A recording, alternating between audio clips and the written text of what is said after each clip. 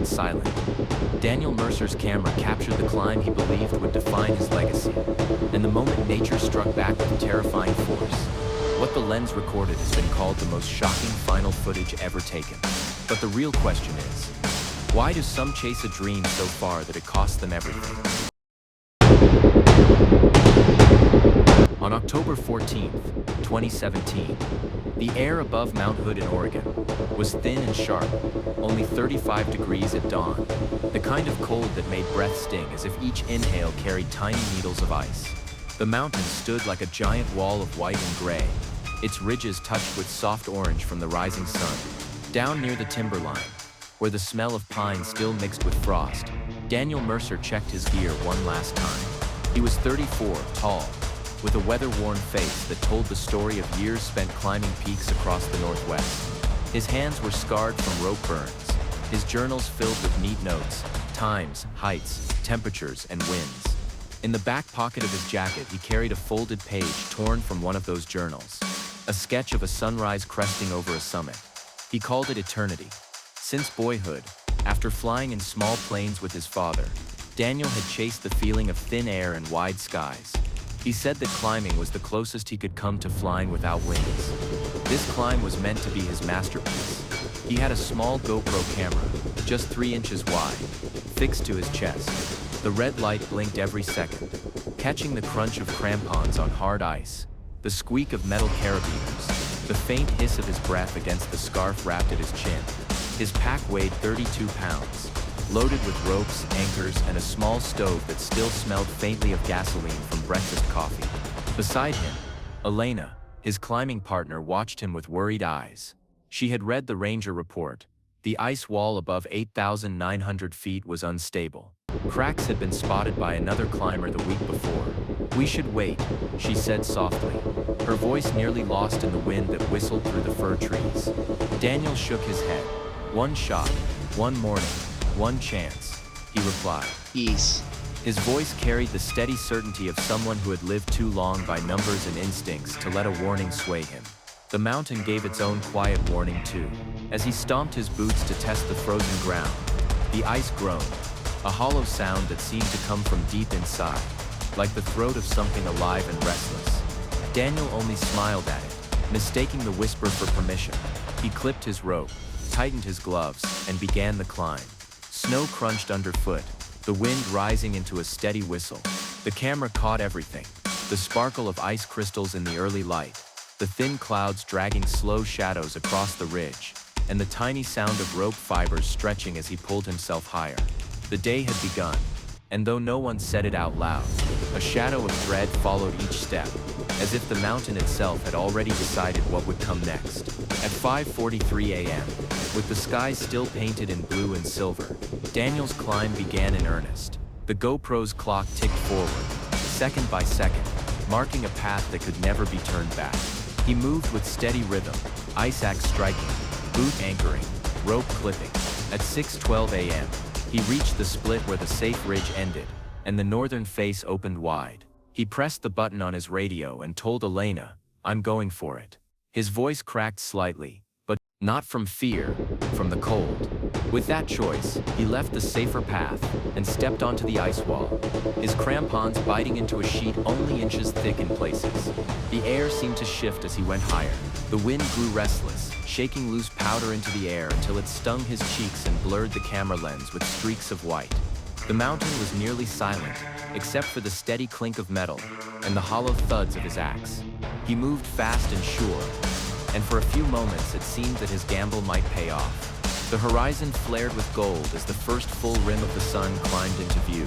His camera caught the glow spreading across the clouds like spilled paint, a vision so bright it made the danger feel small.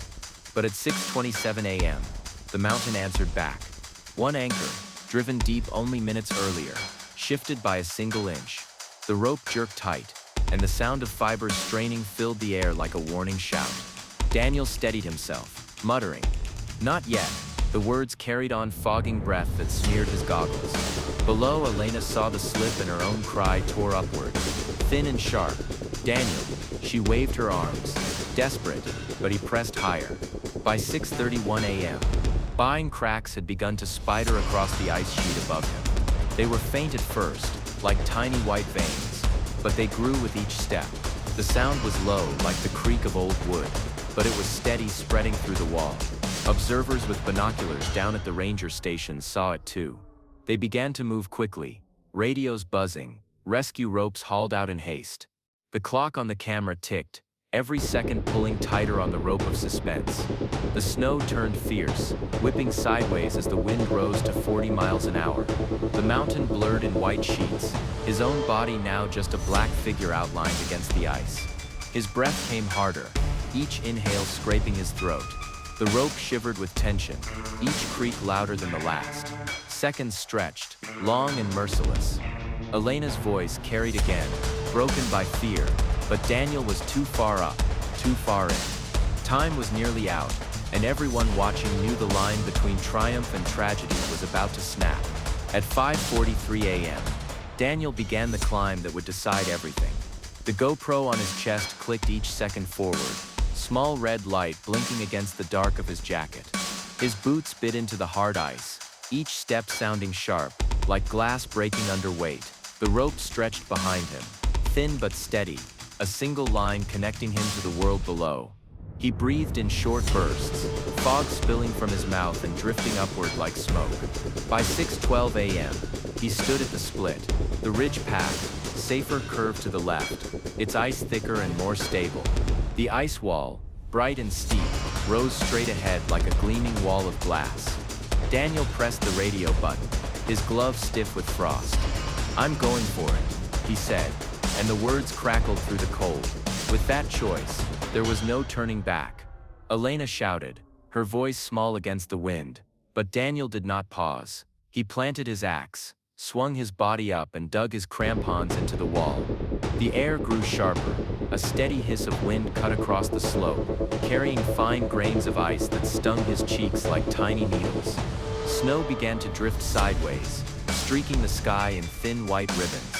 The mountain was nearly silent, except for his axe, the metal clink of carabiners, and his own breath rasping through the scarf pulled tight across his mouth. Step after step, the camera captured his progress, the world tilting below him into dizzying drop. At first, all seemed steady. His anchors held fast. The rope pulled clean, and his arms moved in rhythm, swing, plant, lift. At 6:23 a.m., the horizon flared gold. The first rim of the sun spilled over the edge of the sky, throwing light across the ice wall. The camera caught it in sharp detail, the white ice glowing with color like stained glass in a cathedral. For a brief moment, hope rose as strong as the light. It seemed he might truly capture the sunrise he had dreamed of. Then came the sound that changed everything. At 6:27 a.m., one anchor gave a sudden slip. It did not break loose, only shifted an inch, but the rope jolted hard. The snap of fibers under tension cracked through the air. Daniel froze, one glove gripping the handle of his axe, his boots clinging to the wall. "Not yet," he whispered, his breath fogging across the lens. He steadied himself. But the silence that followed was worse than the slip itself. The mountain was no longer still. It was awake. Below, Elena saw the motion. She screamed his name, her voice raw, but the wind carried it away. From farther down the slope, rangers watching through binoculars stiffened. They moved quickly, voices sharp over radios, rescue ropes pulled free from packs. At 6:29 a.m., the first cracks appeared. They were thin as spider silk, running across the sheet of ice above him. At first they were faint, nearly invisible, but with each second they grew, spreading outward like the lines of broken glass across a windshield. By 6:31 a.m., the sound of cracking grew louder. It was a slow, steady creak, as if the mountain itself was groaning under weight. Daniel's camera recorded every sound, the scrape of his crampons, the whistle of the wind, and beneath it all, the soft, steady breaking of the wall he clung to. The rope shivered with each shift, humming with strain. His breaths came faster now, fogging and clearing the lens in uneven bursts. The sky had brightened fully. Golden light spilled across the mountain, but it only made the danger clearer. The snow now blew hard from the west, the wind rising to 40 miles per hour. It whipped sideways, sheets of white blinding his view. The camera caught the blur of snow, his goggles streaked with moisture, the ice wall vanishing and reappearing in flashes. Below, Elena's voice rose again, but it was distant, swallowed by the storm. The rescuers moved fast, their ropes coiling, their boots breaking through crusted snow as they pushed upward. Radios crackled with clipped words. Time, distance, risk. They knew seconds mattered. At 6:33 a.m., Daniel paused, his axe held firm, his boots locked, but the ice under him creaked like an old ship at sea. The sound grew louder, sharper, like bones snapping one by one. The GoPro blinked, recording each heartbeat, each breath. The rope jerked once more, fibers whining under strain. Snow swirled around him, wrapping him in white until he was only a shadow on the wall. The seconds dragged, long and cruel, stretching into silence so deep it felt endless. Elena's cries carried upward, the rescuers pressed on, and Daniel clung to the wall, mountain shifting beneath him. The line between triumph and tragedy drawn thinner with every breath. At 6:34 a.m., the mountain gave its answer. The ice wall cracked with a sound so loud it seemed to tear the sky itself. It was not one clean break, but a roar, a thunder of splitting and shattering that rolled down the slope like an avalanche of sound. Daniel's axe ripped free. The anchor above him sheared away. His boots scraped, searching for hold, but there was none. For a single heartbeat, his body hung still, caught between earth and sky.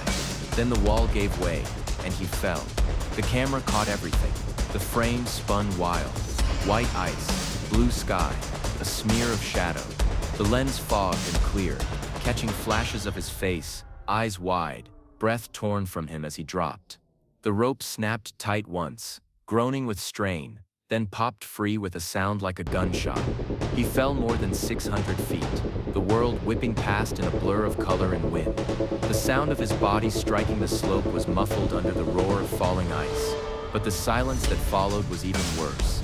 And yet, cruelly, the camera did not break.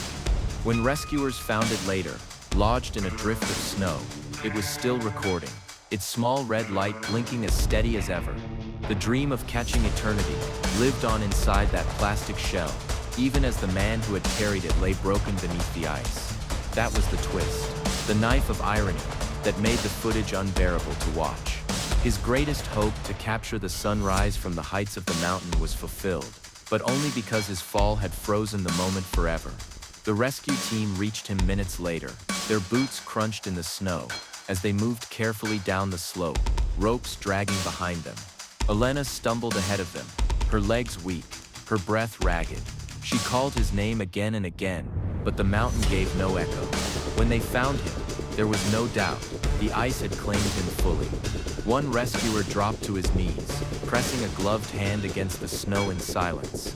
Another turned away, his jaw tight, as if he could not bear to see. The analysis later would show the truth in hard numbers.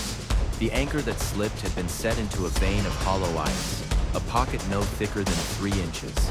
It had looked solid, but it was nothing more than frozen air. The weight of Daniel's body and the force of the rope had made its failure certain. It was not bad luck. It was the mountain, patient and exact, giving way at the one place it was bound to. The cold numbers, feet, inches, pounds, told the story as clearly as the camera ever could. Above, the sunrise burned brighter. Light spilled across the ridges, gold and red flooding the ice wall until it glowed like fire trapped inside glass. It was beautiful, more beautiful than any photograph could show. But it stood in terrible contrast to the figure lying still below. His dream had been to reach for light, to stand inside that glow and capture it. Instead, he became a shadow beneath it, his body hidden by the very mountain he had tried to master. Witnesses later said it was like watching a candle being blown out. One moment, steady and sure, burning against the cold wind. The next, gone in an instant, leaving only smoke curling in the air. The metaphor clung to every telling of the story, because no other words could match the speed and finality of that fall. A life of steady steps and careful climbs ended in the blink of an eye. The rescuers lifted him with care, wrapping him in a canvas sheet, their gloves trembling as they worked. Elena knelt beside him, her hands pressed against her mask, her sobs hidden but not silenced. The camera still blinked, recording her grief in sharp detail, the mountain towering silent behind her. It was almost cruel, the way it captured every sound, every movement, as if refusing to let the moment pass. Above them, the ice wall stood renewed in silence, its cracks and fractures hidden now under fresh snow drifting down from the wind. It looked peaceful, as if nothing had happened. That was the mountain's way. To take, to bury, to move on, indifferent to the dreams left broken at its base. The rope lay coiled in the snow, frayed and cut, the last thread of Daniel's climb. The dream and the reality stood side by side in that morning light. A man who believed he could hold eternity in his hands, and a mountain that proved eternity belonged to no one. The footage showed it all. The climb, the fall, the silence, and when the rescuers carried him down, the camera still blinked against the snow, a small red light in the cold, steady as a heartbeat that would never beat again. The mountain was quiet after the fall, but the world was not. News spread within hours, carried first by local reports and then across the country. By the end of that day, Daniel Mercer's name was written into headlines that spoke of shock and tragedy. The footage recovered from his chest camera was played on screens that lit up living rooms, offices, and phones. The small red light that had blinked so steadily in the snow became a cruel symbol. Viewers watched in disbelief as the seconds before his fall unfolded. Every sound and breath caught on film. Gasps filled rooms, and silence followed. It was not just the image of a man climbing. It was the sight of a dream meeting its end in real time. The public reacted in waves. Some spoke of bravery, of a man who dared to reach for beauty. Others called it foolish, the risk too great for the reward. Friends remembered him as someone who always chased the horizon, even when the ground beneath him warned against it. Strangers debated on forums and in coffee shops, asking if the footage should even be shown, if it was too raw, too personal. But people kept watching, drawn to it again and again, unable to look away from the last moments of a man who believed he was about to capture eternity. Daniel's story was not the first of its kind. Climbers before him had met the same fate on mountains that loomed higher and harsher. In 2008, 11 lost their lives on K2, caught by falling ice. On Everest, whole teams had been buried under avalanches. In Yosemite, free climbers without ropes had slipped from smooth granite walls. Each story echoed the same truth, that the line between triumph and disaster is thin, no more than the width of a rope or the strength of an anchor set into ice. The mountain waits, silent and patient, and even the most skilled can be taken. Daniel's fall joined that long chain of stories, a new link forged in the cold. Yet his story carried something different. The camera had survived. His dream of capturing a perfect summit sunrise lived on, even as he did not. That recording made his death harder to watch, but also impossible to forget. His family, broken by loss, found themselves holding not just grief but also a legacy. They formed the Mercer Foundation for Climbing Safety. With donations, they funded studies on how anchors failed in thin ice, how wind speeds above 40 miles per hour changed risk, and how better warnings might be given to climbers who believed they could beat the odds. At the base of Mount Hood, a small plaque was set into stone. It read, "He chased the light." The mountain kept it. Climbers touched it when they passed, some as a sign of respect, others as a reminder of the price that could be paid. The footage itself became legendary. In climbing groups, it was shared as a warning, proof of how quickly a strong ascent could unravel. Documentaries replayed it with slow narration. Voices lowered in respect, each second stretched to show the detail. The slip of the anchor, the cracks spreading, the sound of rope fibers straining before they gave way. In classrooms where rescue teams trained, instructors used it to teach about timing, response, and the reality of rescue arriving too late. It was no longer only Daniel's dream. It was a lesson, a story carved into the memory of all who saw it. Still, the deeper question remained. Why had he gone on, when warnings had been clear? Why had he chosen risk when safety was only a step away? The answer was not found in numbers or in reports. It lay in something older, something human.